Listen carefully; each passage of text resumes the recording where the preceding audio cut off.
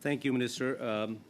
Talking about just being on the ground, our government invested $74.6 million through Canada's Indo-Pacific strategy to enhance Canada's visa processing capacity within Canada's centralized network, as well as in New Delhi, Chandigarh, Manila, and Islamabad, to support people-to-people ties.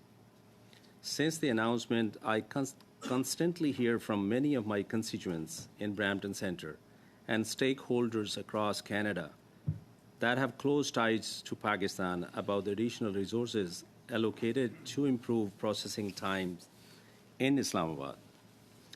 Minister, can you give us an update about what has been done so far to increase the IRCC staff capacity and to improve visa processing times in Islamabad and TRV processing times in Pakistan?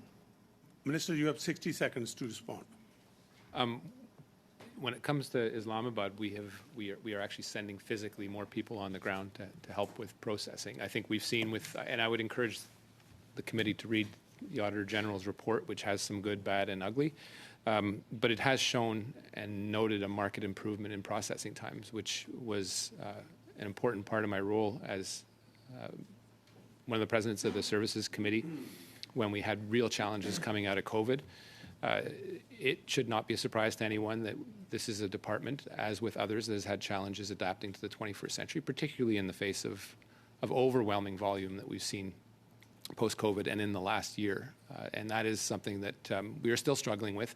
But if you look at some of the progress that the Auditor General noted, as well as the carry-on progress that has occurred since the reference date that the Auditor General examined, there's some really positive stuff going on, but also some work that we need to do in a little more integrated fashion. Digitization is one of the ways to go paperless.